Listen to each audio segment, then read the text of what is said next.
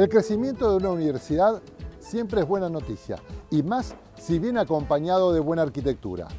Hoy, en Crónicas Urbanas, te vamos a mostrar y contar la historia del campus de la Universidad Torcuato Di Tella y el testimonio de sus proyectistas.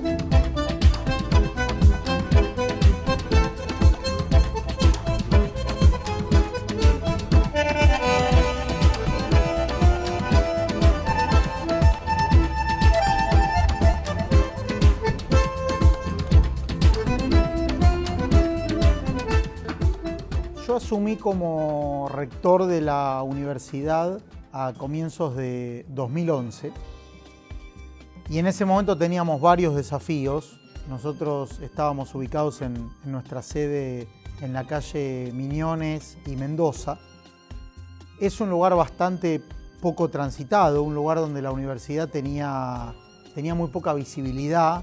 Era un edificio industrial, anteriormente había sido un laboratorio, laboratorio Pfizer. Era un lugar donde, digamos, un edificio de unos 5.400 metros cuadrados, donde ya la universidad no podía seguir creciendo. Nosotros decíamos a veces que era un árbol creciendo en una maceta, donde ya en esa maceta no podíamos seguir creciendo. Y la universidad, después de un proceso de licitación, había adquirido el predio de Figueroa Alcorta.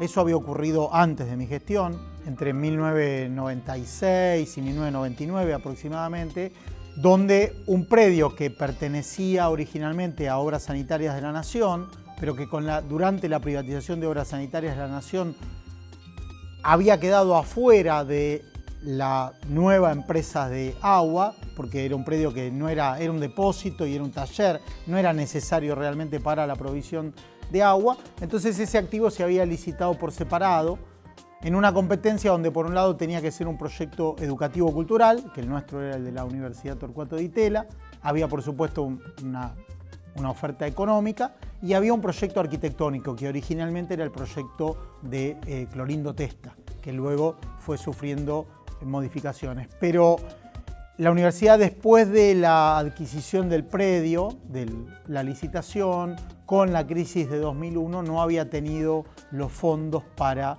desarrollar el proyecto.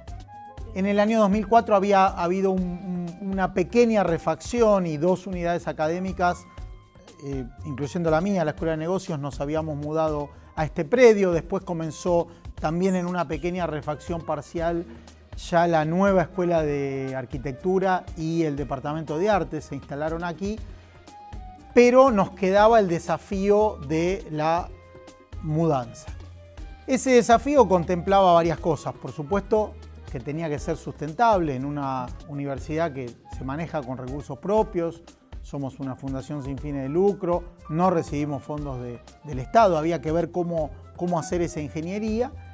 Y también era muy importante para nosotros el poder desarrollar la idea de campus, es decir, un lugar donde no es que un profesor viene a dar una clase de 2 horas y se va, un alumno viene a tomar una clase de 2 horas y se va, sino que la concepción de la universidad es que por lo menos los estudiantes de grado son estudiantes que están casi exclusivamente dedicados a estudiar, donde hay un grupo de profesores investigadores que además de dar clase investigamos en la universidad, y entonces es un lugar donde hay una idea de campus, donde hay una vida universitaria. Entonces ahí fue cuando nació con el estudio Richard Dalrocha la idea de un master plan.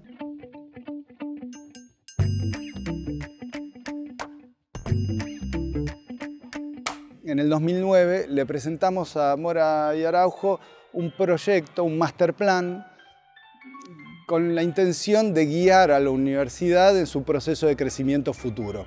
El edificio de Miñones no daba abasto para contener a la universidad y toda la sede de Alcorta estaba subocupada, con lo cual el proyecto que presentamos y que estaba desarrollado en etapas tenía por objetivo liberar la sede de Miñones, pasar todas las actividades a Alcorta para que puedan disponer de Miñones como un patrimonio, un flujo que les permita económicamente funcionar la universidad. El master plan se dividía en 3 grandes etapas. Una primera etapa que era refuncionalizar el edificio existente sobre Figueroa Alcorta, una segunda etapa que era hacer un auditorio y una tercera etapa que era hacer el edificio sobre Sáenz Valiente. Todo eso tenía la forma de campus urbano, donde el jardín central, que iba a ser un espacio verde, se iba a ligar de alguna manera al parque y a los alrededores, que era lo que estaba previsto en la Ley 239, con la cual gana la licitación la universidad en el 97. Como los recursos eran escasos, la planificación de ese master plan y sobre todo la primera etapa se dividió en 4 subetapas. Es ahí donde nosotros trabajamos y dejamos una marca física sobre la universidad. Una primera etapa que eran una serie de aulas en el primer piso y después lo que fue el operativo mudanza. El operativo mudanza fue un movimiento muy audaz también de parte del rector, donde había que tener muchísimo cuidado de los recursos que se utilizaban, porque ese movimiento le tenía que permitir a la universidad mudarse de Miñones y instalarse acá. Para realizar el operativo mudanza, la operación principal es sobre la refuncionalización y renovación del edificio, de toda la estructura que está sobre Figueroa Alcorta. La estructura era una estructura existente de 1937, de losas sin vigas y estructura con capitel, muy característica, muy regular y repetitiva. La operación plástica que hacemos es tratar de valorizar a través de contrastes esa cualidad geométrica que tiene la estructura. En relación al funcionamiento del edificio, existía el acceso sobre Alcorta, era un gran acceso por el medio del edificio, simétrico, que dividía en 2 partes las 3 plantas inferiores de la estructura. El nuevo hall de acceso es todo un sistema circulatorio que refuncionaliza ese hall, genera el acceso a través de Alcorta, le da esa explanada por sobre la avenida que caracteriza a la universidad y también su visión hacia el parque, y conecta las 3 plantas de mayor flujo de gente que tiene la universidad, donde están la mayoría de las aulas, los comedores, etc. Eso lo ven en toda la circulación de gente de la escalera. Y en las 3 plantas superiores, en realidad en ese momento de operativo mudanza teníamos en el segundo piso el taller de arquitectura, que es una planta que tiene menos densidad de gente, y en el tercer piso lo que es todos los despachos de profesores, que en un primer momento eran 2 pisos, pero por las restricciones económicas se hizo un piso de una gran densidad de oficinas. Teníamos que albergar a 70 profesores y no había mucho espacio. Ahí es donde se produjeron esas intervenciones en la estructura existente, que trata de retomar algunos temas plásticos, que son las lucarnas que dan luz a toda esa planta muy, muy profunda de oficinas, que es el tercer piso. La biblioteca y demás están en los subsuelos, que también a través del hall de entrada se conectaron muy directamente con todo el complejo. Luego de 2 años de haberse mudado la universidad y haber realizado esta intervención, la universidad tuvo un crecimiento muy exponencial de su matrícula. Realmente creció mucho y muy rápido tuvimos que pasar a la tercera etapa de la primera etapa del master plan, que fue hacer el 4.º piso. La obra del 4.º piso y terraza verde era una obra muy delicada porque teníamos que intervenir sobre un edificio en uso y hacer una sobreelevación sobre una estructura existente, con lo cual se optó por una estructura metálica y por muchos materiales trabajados en seco. para optimizar el tiempo y para disminuir los riesgos en la intervención. Este trabajo lo hicimos con Cora Burgin, todo el trabajo de parquización, y lo que tiene de diferencial es que las aulas, que son las que necesitan en los pisos que están albergadas en el cuarto piso y que necesitan de mayor altura, son las que producen en la terraza cierta riqueza espacial en todo el coronamiento.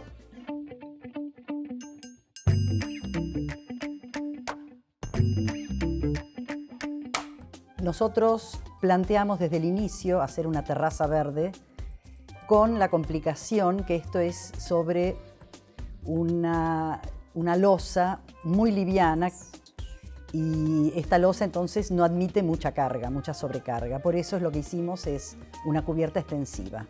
Una cubierta extensiva son las que se llaman de muy poca profundidad de sustrato. Solamente con mayor profundidad en algunas zonas donde queríamos alojar árboles, para lo cual hicimos como unos grandes maceteros recubiertos con madera que ofician de banco. En realidad parecen bancos, pero son los maceteros de los árboles. Y en el patio circular, también alrededor del banco pudimos subir la tierra para poder alojar los árboles. La vegetación está estructurada como en grandes masas, siempre de una misma especie, para poder dar justamente ese impacto que se ve tanto de cerca como de lejos, y que no sea como una mezcla de plantas donde al final no se distingue ni los colores ni la especie. O sea, acá cuando es sedum son máximo 3 tipos de sedum mezclados para garantizar que en toda época del año tengan algún impacto. Y después hay gramíneas, algunas gramíneas también, pero siempre en grandes masas. O sea que siempre son como grandes manchones de textura, de color, o que se mueven con el viento. Toda la vegetación que es de bajo requerimiento hídrico y al principio requiere un mantenimiento mayor, pero la idea es que con el tiempo requiera muy poco mantenimiento. Está estructurada en 3 grandes partes. Una que es solamente para distenderse, para sentarse. Después está la parte de las gradas. Y después está la parte más seca, digamos, que sería la parte más pasiva, donde también se pueden llevar cosas desde, digamos, hay mesas, se pueden llevar cosas desde el restaurante o estudiar en las mesas. Esto coincide con que la terraza tiene en sus 2 puntas las partes planas, el techo plano, y en el centro lo que está encima del aula magna, que es inclinado. Entonces en esta parte inclinada es donde colocamos las gradas, que también ofician de anfiteatro. Lo interesante de esta terraza fue el tipo de construcción que hicimos, que se podría llegar a decir, aunque tenga espacios verdes, que fue una construcción en seco, porque se armó todo con perfiles de aluminio que contienen la tierra, el sustrato, dentro de la cual están las plantas. Esto se hizo más que nada, primero, bueno, para poder contener bien todo este material, para poder trabajarlo de alguna manera rápida, sencilla, muy fácil de poder reparar cualquier pieza que tiene esta terraza en cualquier momento. El proyecto del aula magna es un proyecto que hicimos conjuntamente con la arquitecta Ana Font, por encargo de la Universidad Torcuato Di Tella, para hacer un aula en el 4º piso, en el centro del 4º piso, en el eje de simetría del edificio. Una de las características de base del aula magna es que es un espacio que, en lugar de estar encerrado, se rodea de una caja de vidrio que funciona como una especie de edificio dentro del edificio. Es una caja de vidrio de planta cuadrada, regular, todas las caras de la misma altura, y lo que esa caja de vidrio permite es que todo el sector circulatorio de la planta, de la llegada de los ascensores, los halls principales de la planta, los pasillos principales de la planta, se conecten con el trasero del edificio y se abra la vista y la iluminación, en particular la vista al skyline de la ciudad de Buenos Aires. Dentro de esa caja cuadrada de vidrio, el aula se organiza según 2 planos horizontales, el piso y el techo. Son planos que están levemente cóncavos. Esa concavidad lo que hace es generar un espacio que por un lado es limpio y transparente y por otro está contenido y centrado en un punto. Esa igualdad lo que hace es que genera un plano de simetría horizontal en el espacio Y ese plano de simetría horizontal, que de alguna manera coincide con el horizonte del skyline, genera una sensación abstracta donde lo de arriba y lo de abajo es lo mismo y por lo tanto uno se sitúa en el espacio como si estuviera de alguna manera suspendido en el medio de un espacio sin gravedad. En términos de la organización del interior, esos dos planos que yo decía que eran cóncavos están, por así decirlo, pixelados. Esa pixelación lo que hace es que todos los elementos arquitectónicos del aula sean ortogonales y por lo tanto tengan relaciones geométricas muy precisas y consistentes formalmente.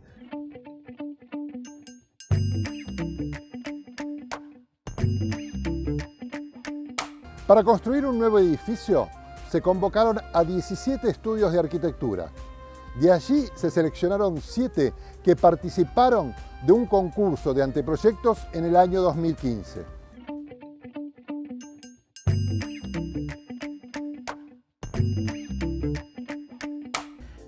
La propuesta que hicimos es una propuesta de un edificio que siempre lo definimos en 5 partes, ¿no? Es un edificio urbano, es un edificio de campus, es un edificio flexible, un edificio inteligente y un edificio didáctico. Es un edificio urbano porque construye calles, un edificio que se alinea a la calle Sáenz Valiente, construyendo urbanidad respecto de esa vía rodada. Es urbano también porque incorpora el barrio al interior del campus a través de una planta baja muy transparente y con usos públicos, como pueden ser restaurantes, cafeterías, etc. Es un edificio campus porque es un edificio que construye un vacío. Un campus no solo lo es por aquello que construye, sino por aquello que deja en vacío, aquello que construye como espacio comunitario, donde precisamente se pone en común todos los estudios y todos los conocimientos de cada una de las universidades que acogen, digamos, los edificios, ¿no? En ese sentido, el edificio no solo se alineaba, como comentábamos antes, respecto a la urbanidad, a la calle, sino colocándose de esa manera respecto a la antigua huella que tenía el galpón que se derribó, deja un vacío interior que en el futuro será el parque del campus. Al mismo tiempo, la entrada que decíamos desplazada respecto a la avenida Figueroa Alcorta y próxima a la avenida Libertador, lo que genera es un vacío, también una entrada, que se coloca alineada desde el interior del campus, desde el interior del patio, ¿no?, del ágora del campus, con la calle Ernesto Babio. Por tanto, incorpora la perspectiva de la arboleda de Ernesto Babio en el interior de lo que será el parque futuro del campus. El edificio debía tener su propia personalidad, es un edificio nuevo del siglo XXI, pero al mismo tiempo, como antes comentaba, debía responder a la idea de campus. Y el campus básicamente lo conforman 2 tipos de volumetría. El edificio Alcorta, que es un edificio muy contundente, muy masivo y que se alinea a la avenida Figueroa Alcorta, y unos galpones que tienen una forma de U que definen, juntamente con el nuevo edificio y el edificio Alcorta, ese vacío interior de ágora, ¿no? Los galpones son unos elementos bajitos definidos por la secuencia de unos pórticos asimétricos que generan una recoba a través de unos vuelos en relación al vacío interior. Mientras que el edificio de Alcorta es un edificio que se caracteriza por la presencia de unos grandes pilares, unas grandes columnas con unos capiteles muy acentuados. Esa situación, digamos, de pórticos de hormigón y columnas de hormigón, queríamos que también el edificio fuera capaz de responder a eso, pero al mismo tiempo tuviera su propia personalidad. Por eso, que en realidad el edificio lo que hace es construir en fachada unas columnas ramificadas, ¿no?, de manera que es capaz de hablar de pórticos de 20 metros de distancia que se repiten en el sentido longitudinal, pero en cambio en fachada dibujan una columna ramificada que en el sentido ascendiente va ganando densidad de columnas. De manera que en realidad es como una gran columna ramificada en un gran capitel, que junta la idea del pórtico de los galpones con la idea de las columnas capiteles de Figueroa Alcorta. Es un edificio flexible. Esta es una de las demandas más importantes que tenía las bases del concurso. Pretendían que hubiera un edificio flexible donde podían haber aulas, podían haber oficinas o espacios más abiertos, más compartimentados, etc., porque incluso algunos lugares no sabían muy bien exactamente dónde irían. En ese sentido, planteamos un edificio flexible, donde el interior no estuviera ocupado por estructura ni tampoco por instalaciones. En ese sentido planteamos un edificio que tiene 60 metros de largo y 20 metros de ancho, es decir, unos 1.200 metros cuadrados por planta, donde entre la estructura se acumula en las fachadas y las instalaciones también en fachada. De manera que cuando estamos viendo en la fachada esa estructura ramificada de columnas, en realidad es un patrón de juego de las posibles subdivisiones interiores, como si fuera una especie de tablero de ajedrez. Cuando estamos viendo que en la planta baja las columnas están separadas 15,60 metros, es porque es un módulo de restaurante. Cuando en la segunda y tercera planta estamos viendo que tenemos distancias de columnas de 5,20, es porque una aula pequeña es 5,20, una mediana es el doble y una grande es el triple. O cuando estamos viendo en la tercera, cuarta y azotea planta, estamos viendo un módulo de 2,60, es porque 2,60 es un módulo mínimo para una oficina individual, mientras que ya sea que es una doble, es la otra. Por lo tanto, esa composición estructural, que al mismo tiempo le da ese carácter institucional, porque es un orden como tripartito, es una versión contemporánea del orden tripartito neoclásico, ¿no? De 1, 2, 3, como hace el Palazzo Ducale de Venecia, lo que está haciendo es ser el patrón de juego de esa flexibilidad interior. Por lo tanto, se convierte en un sistema flexible, que no es rígido, sino riguroso. Es un edificio inteligente porque en realidad lo que hace es contener todas las instalaciones en fachada, ¿no? Así como el hormigón es el material que se fabrica in situ, todo lo que es la fachada de aluminio y madera por la parte interior se fabrica de forma industrial, como si fuera una carrocería de un auto. De manera que esos módulos de 5,20 o esos módulos de 2,60 se fabrican en taller, eso permite una cierta perfectibilidad porque se pueden testear en cuanto a situaciones térmicas, pero también a situaciones de impermeabilidad al agua. Y esos muebles, ¿no? Esas fachadas, que son de más de 1,50 m, lo que hacen es contener las instalaciones. Por un costado siempre nos está pasando la termomecánica, y por otro costado nos está pasando siempre la electricidad y voz y datos. Ese sistema industrializado permite entender que desde fuera la fachada se convierte en una protección solar porque tiene espesor, y como tenemos el edificio longitudinal con orientaciones este-oeste, lo mejor es tener unos parasoles verticales que nos protejan de las luces bajas de mañana y de tarde, pero en cambio por el interior ese espesor se convierte en un armario que permite hacer registrables todas las instalaciones. Y es un edificio didáctico, un edificio que está en un campus universitario, debe contar cosas, y si en el campus universitario tenemos una escuela de arquitectura, aún más, ¿no? En ese sentido queríamos que los materiales y cómo se construye estuviera contando cosas, ¿no? El material que primero hemos hablado de él, que es el hormigón, ¿no? Es un material más urbano, ¿no? En contacto con la ciudad. Y el hormigón, trabaja bien a compresión, apilando, porque está hecho de piedra. Y la piedra, el peso, trabaja siempre bien apilándolo. Por lo tanto, se construye in situ y es aquello que toca en el piso, ¿no? A través de esas 8 columnas que decíamos, toca el piso. A partir de aquí se trabajó un segundo material, que es el que trabaja sobre la idea de la industria, ¿no? Como antes decíamos, la fachada queda como industrializada, hecha de aluminio y hierro. Ese material siempre se trabaja de una manera que esté como ensamblado, apoyado o colgado respecto al hormigón, para que precisamente se entienda que es el hormigón el que toca el piso, el que toca la ciudad, ¿no?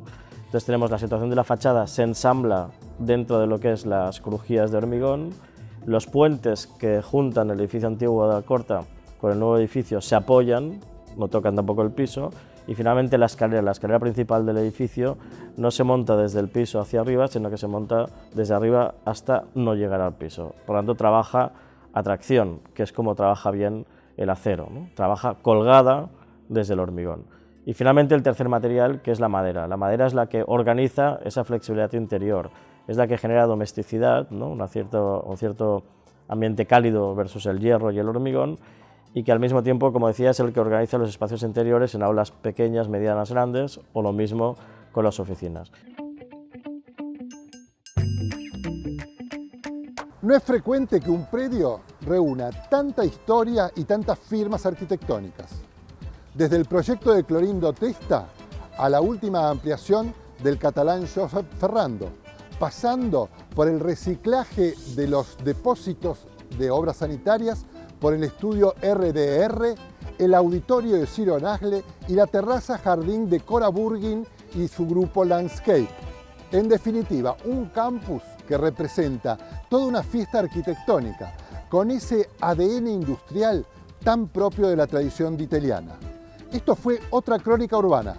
Nos vemos la próxima semana.